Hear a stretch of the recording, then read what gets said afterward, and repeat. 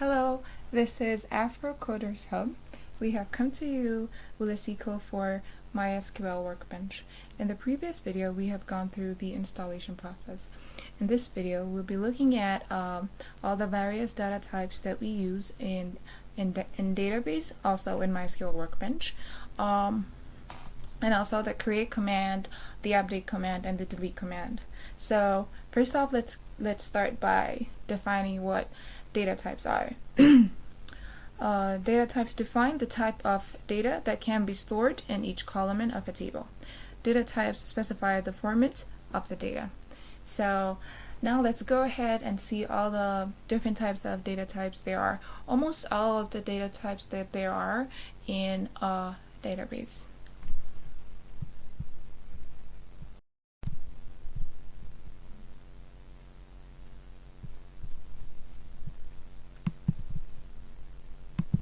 So database data types, we have categorized the types of data types into 6 different groups. So they could be numerical data types, string data types, date and time data types, binary data types, special data types, and also JSON data types. Let's go ahead and start with numerical data types. Numerical data types has about, I think, 7 data types over here. Let's start off with the first one, integer. Integer represents a whole number. The digit is 32 bits, which means about 10 digits. This is we have an example here on how to create the variable in a table that when we create in a database. So we write, for example, we took an ID, and an ID is an integer over here. Alright, the second one is big int. Big int is similar with integer, but capable of holding larger values. The digit is 64 bits, exactly the double of 32 bits or of integer. It holds 20 digits. The third one is smaller int, similar to int but with smaller range. The digits is 16 bits, about 5 digits. And this is how we define the variable. Alright, there's a tiny int, and even smaller integer type. The digits is 6 bits, about 3 digits. Okay, and then we have decimal, used for fixed point numbers. Which means for here, let's go ahead and see the example. We could say price decimal 10,2. So 10 is the number of digits before the decimal point, and 2 is the number of digits after the decimal point. And the next one we have here is floats, represents appropriate numerical data types. The digits is 32 bits, which means 10 digits. It's basically the same as decimal, but it's not a fixed point. It could be approximated. Alright, then we have double, represents double precision floating point number. Exactly the double of float. As we can see here, the number, the digits is 32 bits in float, but 64 bits in double. Then we have string types. String types, the first one is character. Fixed length character data types. So this is how we define the character data type over here. We give it the variable name over here, then we say char 10, like 10 different characters can be stored in the X variable. And we have varchar, variable length character data type, name, the variable name, then how many digits, how many varchars that we want, how many characters that we want over here, 25. Stated over here.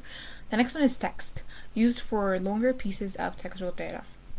Description than text, for long texts.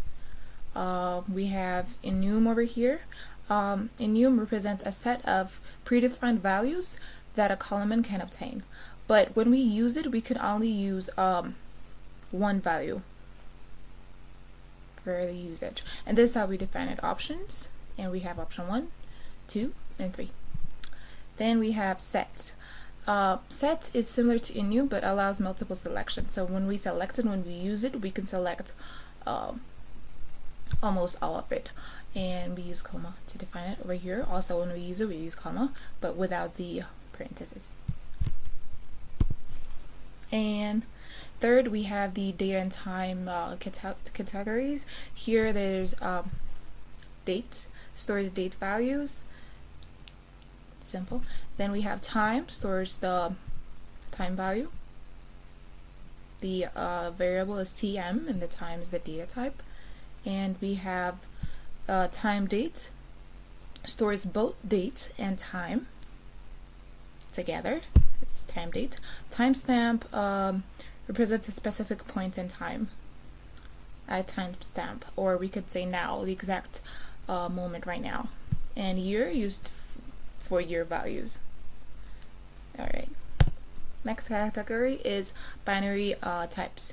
There is binary fixed length binary data type. We can use it for username. If we don't want it to be seen, we could store it as binary and then we'll change it using any programming language we use to develop the application that we want. And there is var binary, variable length binary data types. For example, we could say resume or resume. So variable binary, maximum to the maximum that it could hold. Alright, then there is BLOB, binary large objects, used for storing large binary data like image or file. So we could use it to store a profile image for the applications that we're using if we're talking about like a real world application here. And there are special data types.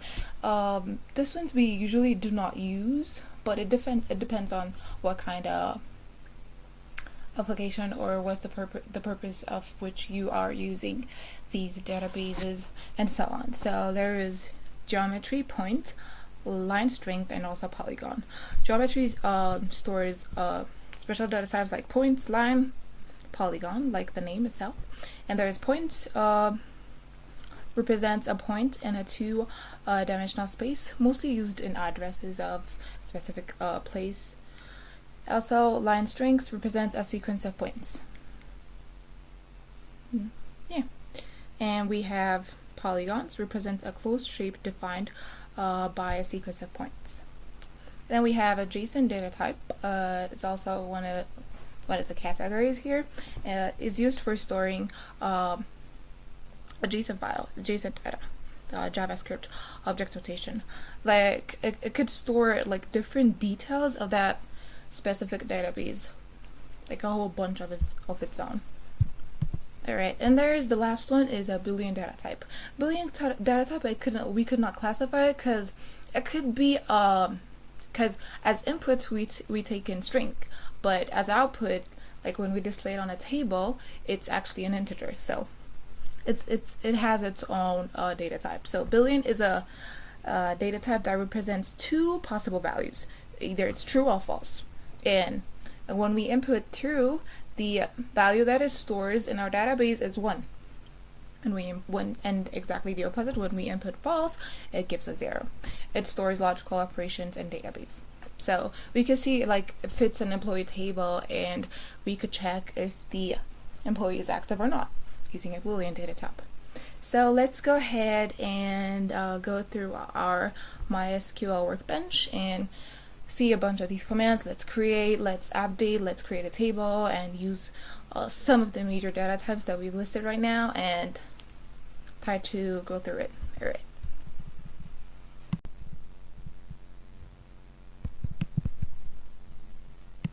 Alright, let's open our MySQL Workbench.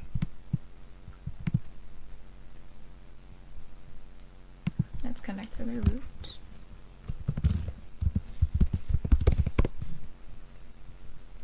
Alright, let's start out by creating a database first. Let's go ahead and create a students database.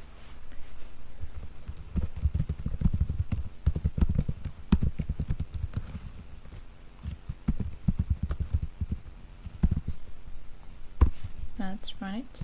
Wait, let's write database, since we want to create a students table also. Alright. Let's use this database.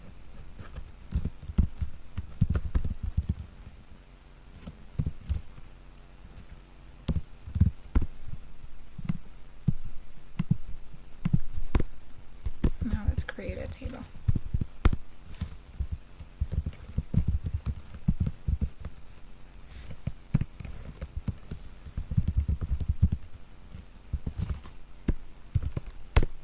Let's have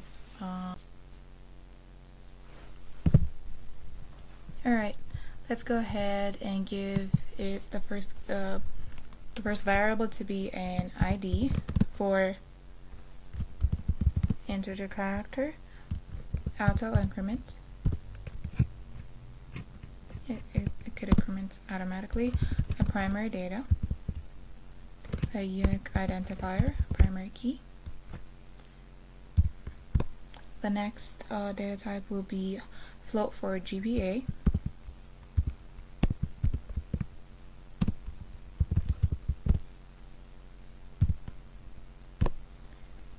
Also, first name.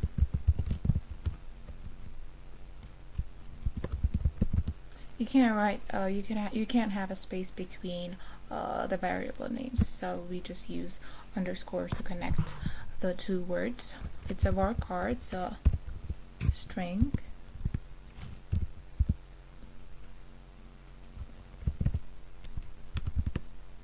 Let's specify the amount of characters. Let's use 50. And second one is initial.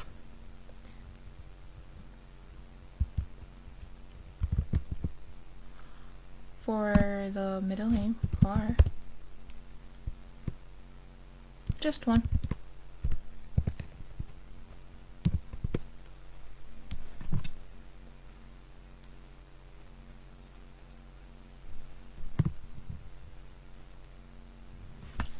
Also we have, oh, I had some semicolon here, stupid comma. Yeah, the error is gone now. Okay, and then have birth dates, birth of date. Sorry, date. Alright, and let's give that a date data type.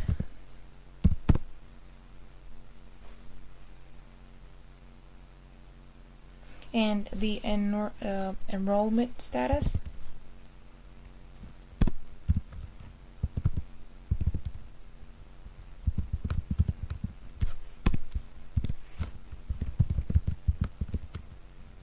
To be enumeration. We have to choose one in enumeration, and we have to, since it's a character, we use parenthesis in. Let's give it two options: active and inactive. Alright. Next, sorry about that. Yeah. The next character will be a username. We could give it a username too.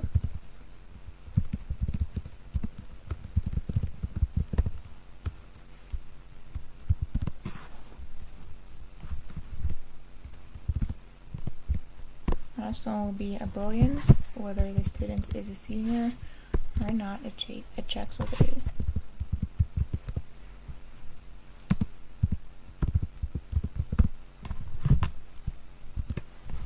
Let's go ahead and create this table.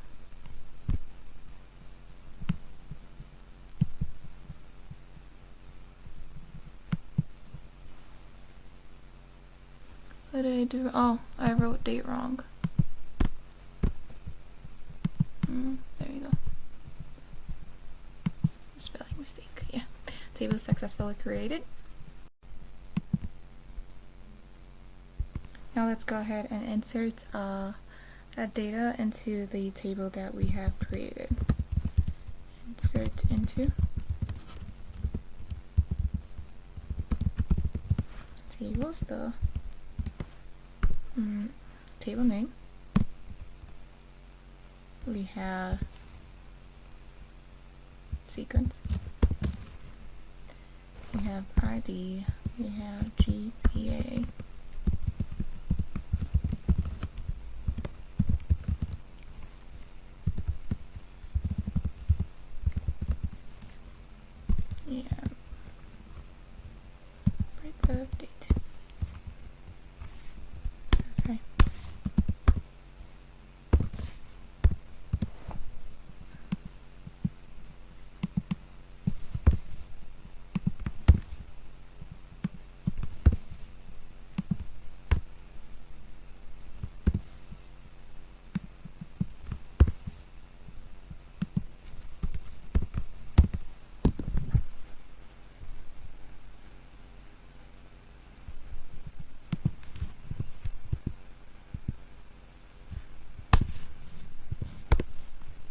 values.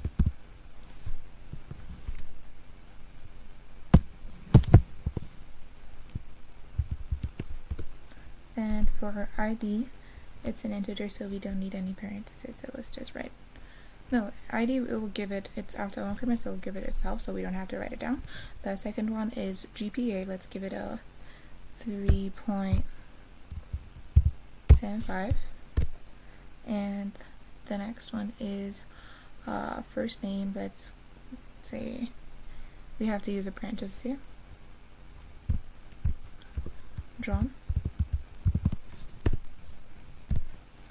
And after that, there is an initial, also in a parenthesis. Let's say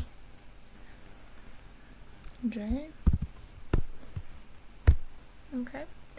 And date of birth, also in a parenthesis, 1992. 05/15.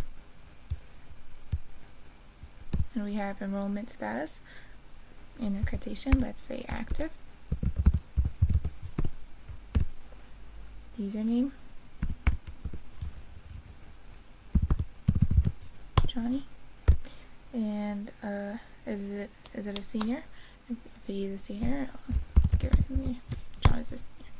Alright. Let's go ahead and insert this data.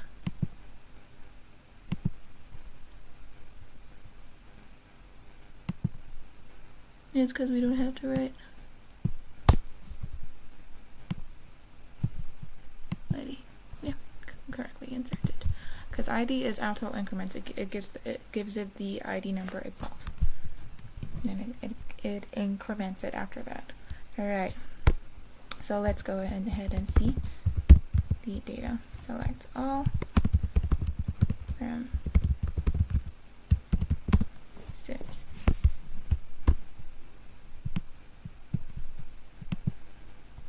There's a table, see?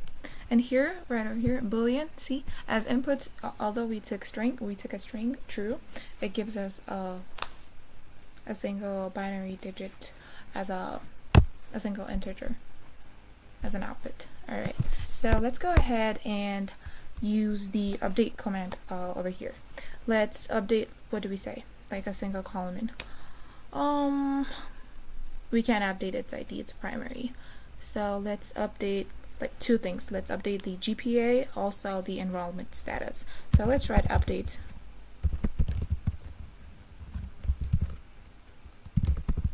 students and let it set the GPA to we gave it a 3.75. Let's give it a 3.85. Comma, and the let's copy it from here.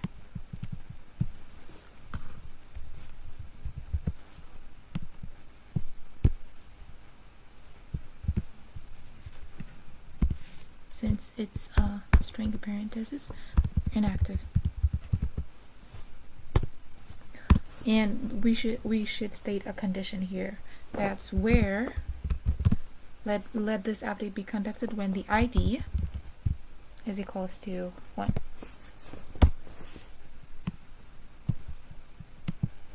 Yeah.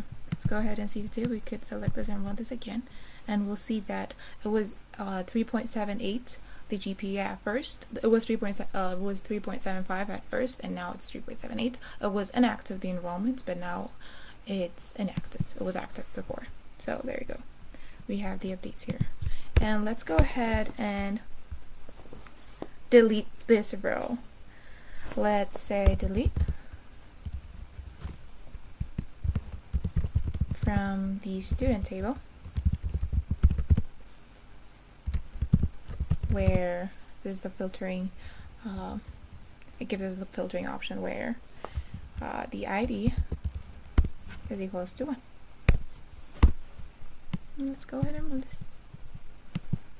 Yeah, let's go ahead and see what we have in the table. Ta-da! And nothing. And then we could also delete the table that we have here. To delete the table, just go up here and instead of rewriting it all over again. Instead of create, let's write row. See, we have the table over here first, right? And let's see over here, drop table students successful. That was successful. So if we try to see students now, no, because there is no student table. And we could also drop the database we've created by just changing the create into drop over here. Let's go ahead and run it. Database is successfully dropped. So that's it for today. Thank you for watching.